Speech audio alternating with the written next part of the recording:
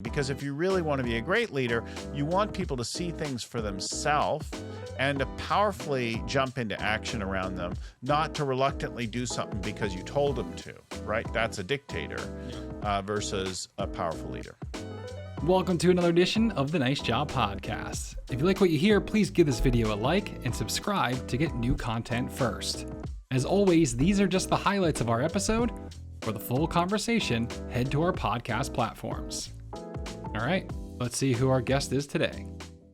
Hi there, I'm Bill Gallagher. Have you ever thought that maybe there was some future for you that you hadn't identified yet, or something bigger that you didn't know how to get to? That's what I'm going to talk about today, how to create the future you.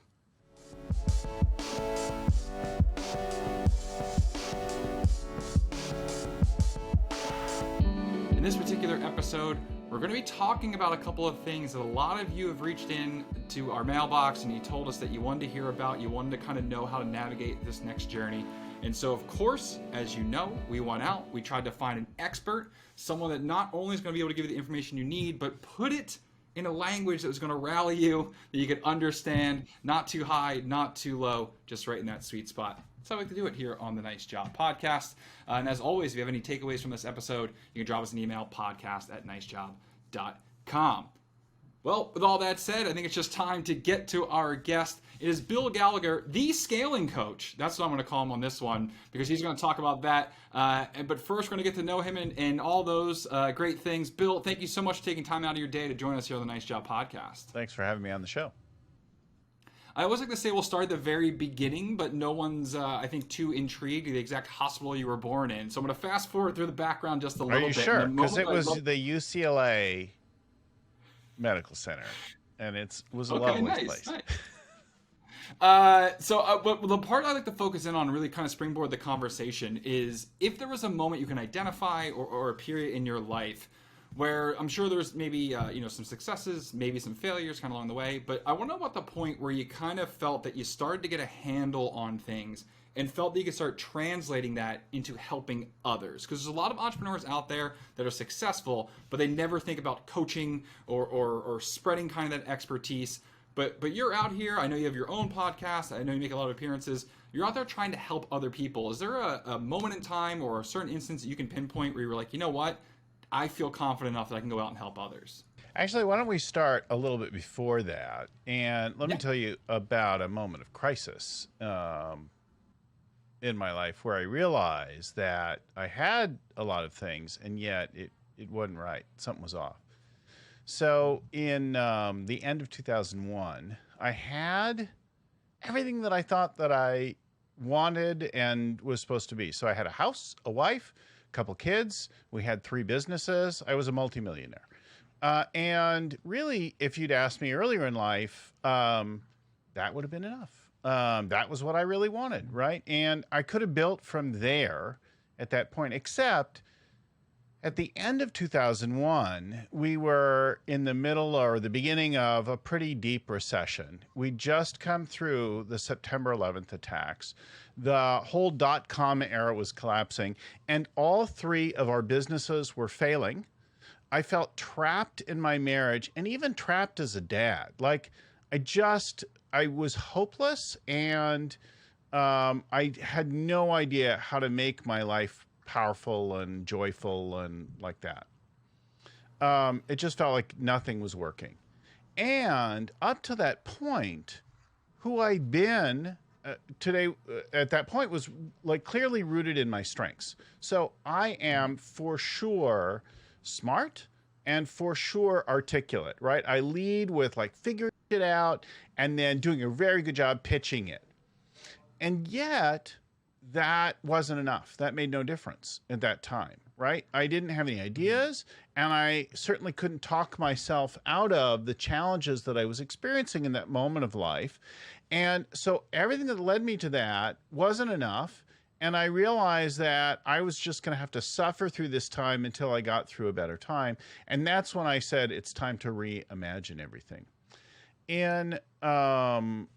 So 3 businesses failing, at odds with my wife, unhappy, feeling trapped, and just feeling everything's losing. And in that moment, I just sort of took stock of everything and I realized, well, it was all sort of true on the surface of it.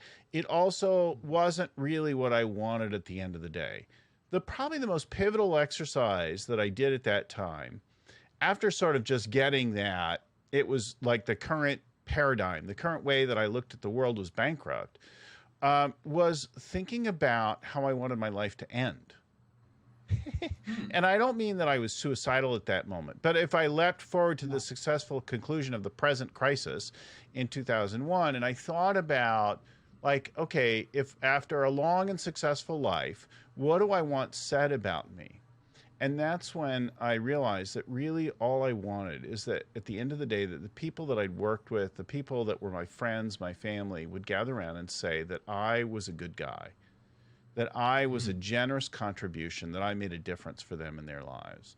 And that, like, making a difference for other people, like, stood out and was powerful and was like, felt completely different, because I was really obsessed with, like, making my money and having my things and building my family, and like it was about me, my office, like all that. So I have this notion, like, and I'm unsettled by it, like, oh, my life is about making a difference, and therefore it's about other people. But it feels like people are missing in my life. Like, I'm not connected with other people, that kind of thing. And in truth, I'm an introvert. So I'm a pretty public introvert, like a lot of speakers and that kind of thing. But I need my personal time and that kind of thing. In reality, I just kept myself apart and distant and separate from people. And when I looked around, I'm like, okay, well, I'm too distracted to be a great dad right now. I'm angry at my wife. I don't even talk to my mom. My dad lives apart. Like, I had all these issues and stories about everyone. But I saw that being like people were important to me, and I realized my whole life needed to change. I needed to get good at dealing with people and just being connected to and being a contribution to people. And that actually really began to realign everything in my life. If you're not in control of your own world, then you can't impact and help, right? So even from the smallest sort of thing, if you don't have your own life together, it makes it really hard to kind of help others. And so I know some people kind of fight with that in their head of, well, things have started to go good for me, based on, like you said, like coming out of the pandemic, there was things that changed, things that got better for me. And sometimes there's that little bit of guilt of like, well, it doesn't seem that bad for me personally, but I know others are suffering, with the pandemic. Others businesses have had these sort of weird things. But kind of to bring it to where I'm going with it is that when you start to look and analyze yourself, and you start trying to figure out what sort of next steps, are you trying to come to a conclusion of, okay, this is who I need to become? Or is it, this is who I am, and how do I maximize that efficiency? So is there one type of leader, or is there a leadership system that can work with all types of personalities or backgrounds or things of that nature? Well, I'd suggest two things. You're queuing up kind of the next thing really beautifully, right? But I would say there's not who you need to become, but who you really want to become. That's the most powerful question to ask. Okay. So who you need to become is often dictated by the emergency of the moment and that kind of thing, and isn't terribly fulfilling. It's really still more survival. And a lot of our skills and things like that get developed or started anyway, in survival. Surviving each moment and stress and that kind of thing. But if you look beyond that to the end of your life, to the end of your career, to the end of any given phase, and imagine what you really want, that's more interesting than what you need in the present moment. So Stephen Covey said, start with the end in mind. There are lots of others who've talked about imagining the end. What is it that you really want? And then let's create a whole story about yourself, your persona. This is something of your creation, invention, and then you can lean into that and develop that. Now, once you've developed this picture of yourself, there are 4, I would say, core disciplines of leadership that you want to then develop and express this future self in. So I said that I want to end my life being a person who made a profound difference in the lives of other people. That's really what I wanted most deeply and felt felt best about, and I wanted my kids and my mom and like other people to say that about me. Now I have to ask myself, okay, how do I go to work on becoming a person who makes a big difference in other people in an ever expanding way so that I'm not stagnant and complacent? So now I want to invent myself and my future and then begin to practice that in this. And we've identified now, after working with thousands of people all over the world in scaling their businesses and scaling their leadership, these 4 components to what I would say is a leadership flywheel. And a flywheel, if you know, from either mechanical engineering or from the work of Jim Collins or other people, is a set of things that build on each other, storing and energy and developing more and more momentum and giving you a great deal of power. So the first thing in this sequence, so the first one is inspire, engage, plan, and coach. Those are the 4. But the first thing is inspiring people. And this is very much like the work of Simon Sinek or Aubrey Daniels or that kind of thing, about reaching and touching an emotional center in people, a deep brain kind of a thing that makes us feel something. So I want to feel passion. I want to be lit up. I want to see a new future. And there are a lot of different things that we could do about, but becoming a kind of a leader, whether it's natural for you or not, is accessible for all of us to create a more positive emotional state for the people that we want to lead by taking a bold stand, by being really authentic, by creating some powerful vision for the future. All of these kinds of things create a positive emotional response, and that is really all we're interested in. I want you fired up, inspired by something, right? That's the first thing that we want to do. And really, the challenge for leaders to overcome is actually expressing yourself, letting the passion come out. And it could come out as a bold commitment or stand. It could come out as a bold vision. It can come out as the courage to share yourself vulnerably, any number of different ways. But it's really about speaking and sharing yourself. The second part now, right, is, did you get that part? Yeah, no, I was going to touch on that one part about the inspiration thing. I gave a keynote for Wells Fargo a bunch of years back, and their whole big theme was that you're not actually a leader until you have a follower. And what they were kind of saying is, like, going on your own path and doing something is great and you have conviction, but like if you don't have someone follow you, you haven't become a leader yet. And so not only being personally inspired, but be able to kind of translate that or express that in some sort of way to then create followers, it seems like the natural first step towards leadership. And I love that it's a key piece of that flywheel. We all have people that we know and recognize, you may or may not be one, who see other people as being inspirational and visionary. And, but no matter who you are, what your skill set is, you can become more inspirational, more visionary, and give people, and there are some great ways to begin to do that. But don't be limited by who you thought yourself to be so far. The second thing is now I have people who are inspired, but they don't know what their role is, right? So now I want to engage people, and I want them to see a role for themselves and commit to it and take action on it.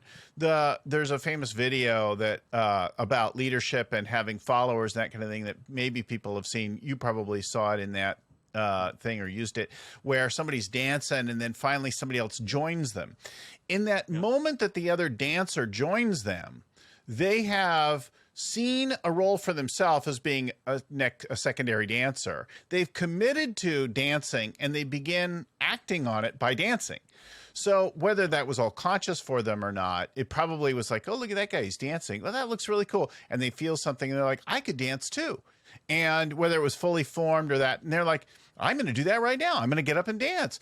And they see that whole bit there is what we call engage. And as a leader, you want to have lots of followers, and you don't want it to just be accidental like in the dancing video. You want to be pretty intentional about it. So I'm talking to you. I share this vision. You're lit up by it. I'm lit up by it. We're all lit up. And now I say, hey, would you like to play with me? Would you like to be part of this project, initiative, company, whatever it is? And you're like, yeah. And then I want to begin to figure out what your job is, or we're figuring it out together. So the beginning of this is I speak like I make a pitch. I propose something, right? I begin a negotiation of some kind. So that's often the beginning of it. Hey, I'd love to have you a part of this. Or what do you see for yourself in all this? Now we're actually negotiating. And the access to that, so it begins with my creating some pitch or proposal or that kind of thing. And then it expands by my listening. So what makes us effective in the engage part is starting to listen for what you want. Not just necessarily in this moment in this project, but like in the greater sense. The more I know what you want for yourself and your whole life, and I can help you connect the two, you'll naturally say, oh my God, this job, this partnership, this whatever it is the perfect thing for this moment. I love the vision you shared. I want to be part of it. That's the role I'm going to play. Yes, I'm on board. And I start taking action. That is the whole world of engaging, right? So leaders who get people to engage are great negotiators. They're great salespeople. But anyone can get good at it by just beginning it and then learning to listen more than talk. And that engagement with the listening also gives them a little equity in it now, because they feel a bit of ownership of not just your inspiration, but kind of their role kind of in the process as well. And you are spot on. I guess it was the CEO or whatever of Wells Fargo saw that video. I was doing something that was kind of related at that point at my life and career and things like that. And it all came together. So yeah, I've seen that video in full. If I can find it, I might even link it in the show notes here. And things like that. So we're inspired. We're starting to engage, but to build a flywheel, I know there's more coming. Now we actually have to stop and plan our work and replan our work and that kind of thing. And, planning with the end in mind is start with the end in mind. That kind of thing is the Stephen Covey idea that also very much relates. Another thing is whether it's Winston Churchill or Eisenhower or Mike Tyson, one of the things we recognize is that a plan is very limited and fleeting value. So I create a plan and it's immediately becoming obsolete. But the act of planning is the really priceless part. So Eisenhower and Churchill said something both very similar, like planning is priceless, but the plan itself is of limited value. And Mike Tyson said it more colorfully. He says, everybody has a plan until they get punched in the face, right? And life has a way of punching us in the face on a very regular basis. And learning to take a hit and then adjust is a critical thing. So the next thing the leader does is work together with the people on the team and engaged in the initiative to plan and replan. And that cycle of that planning is really critical. And then the other thing that we don't always think about is all of the sort of subtle behind, where could the plan go wrong? Where is it most likely to go wrong? What are people expecting from the plan? What are the unspoken expectations? What are the ramifications of this plan out to other people? We don't often think about all of the psychological aspects of the plan. And we often focus on the best case scenario and not every worst case, but the most likely worst case, right? The most probable faults, and at least develop some contingencies for those. So that's the next piece, is that planning piece. On that stage, we pause there for one moment, because actually one of my favorite quotes actually comes from a guy, Carl Pilkington, where he says, you don't get anything done by planning. And the context that he's using it in is just talking about off the cuff. But what I really have started to adapt with that statement is sometimes people get so caught up in the security of planning, right? Because there's no execution. There's no trial and error. Do you have any, I'll say advice for lack of a better word, but this is the one whenever we start talking about, setting systems, making, something that you can rescale, or flywheel, where it's going to continuously, feed, is people get kind of bogged down. They always identify planning as the hardest part, because they're not sure, if I go forth with a bad plan, am I disrupting my flywheel? Is there any, from either your own life or just from all the coaching that you've done, so they kind of help people through that navigation of what that planning is actually going to look like? Yeah. So I think I had a couple of young women working for me some years ago who were really, really awesome, but also somewhat inexperienced. And they got very enamored of their planning, and they did a great deal of pretty brilliant planning.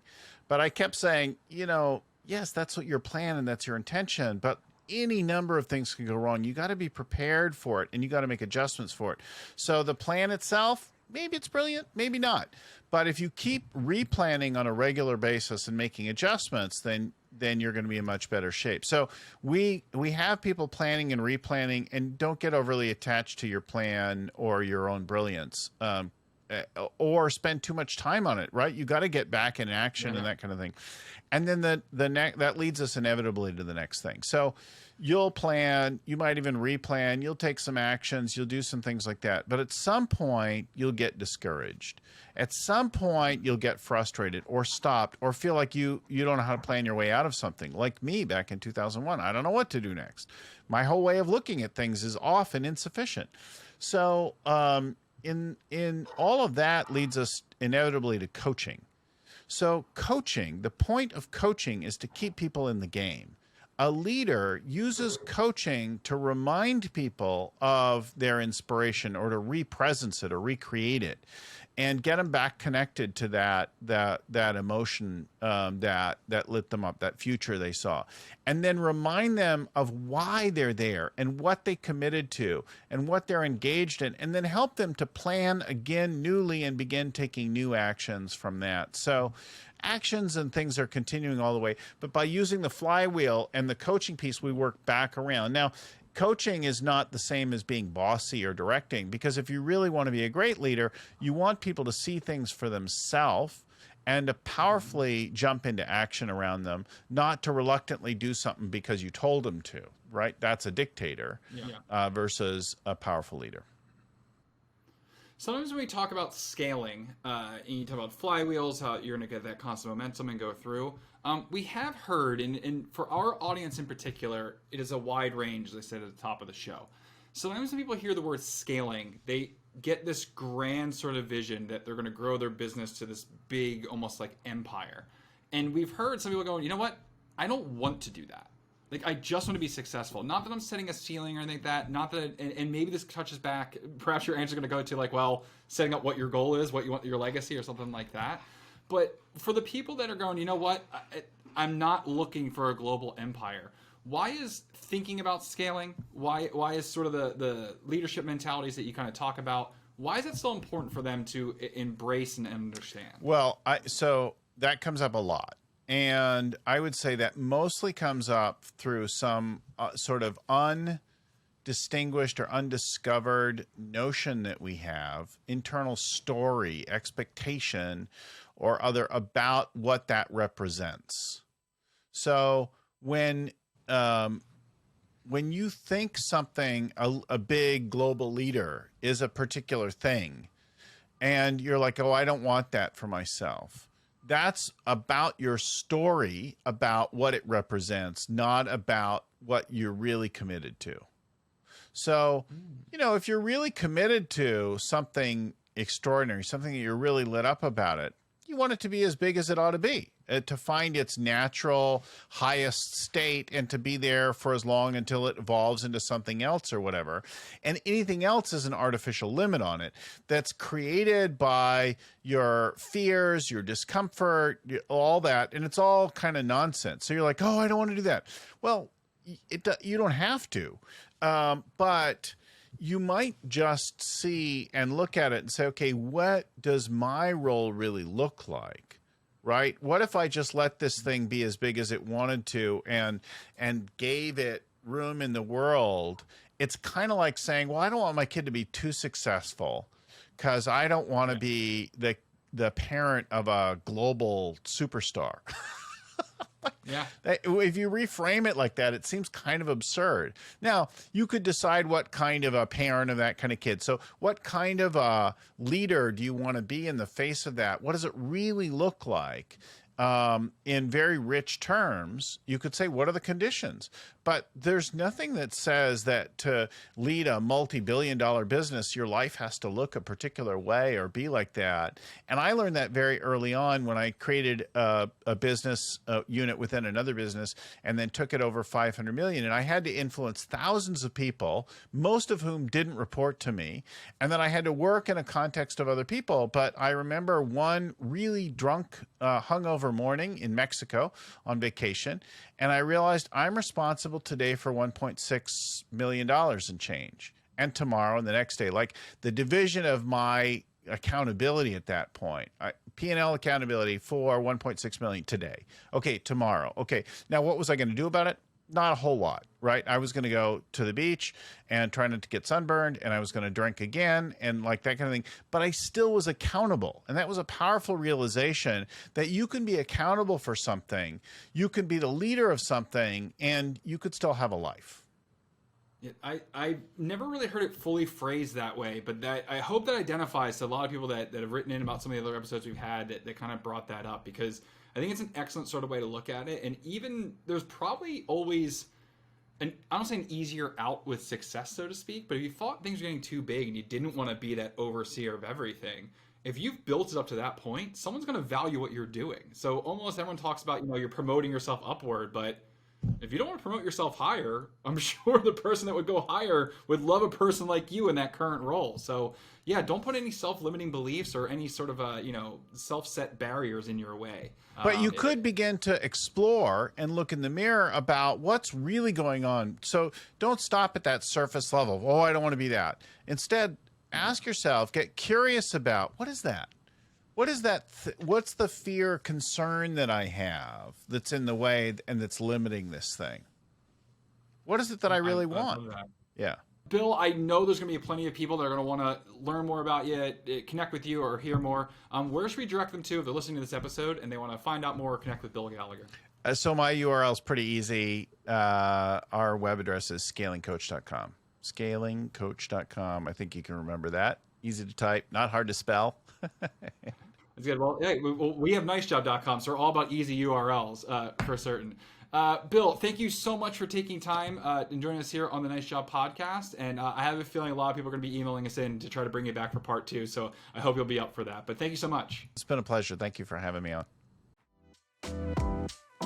Thanks so much for checking out the video. Remember, you can listen to the full episode of our podcast on Spotify, iTunes, Buzzsprout, or wherever you get your podcasts. Here on YouTube, I want to invite you to subscribe by clicking right there. Or you can check out 2 other videos. One, our most recent podcast, and the other to learn a little bit more about Nice Job.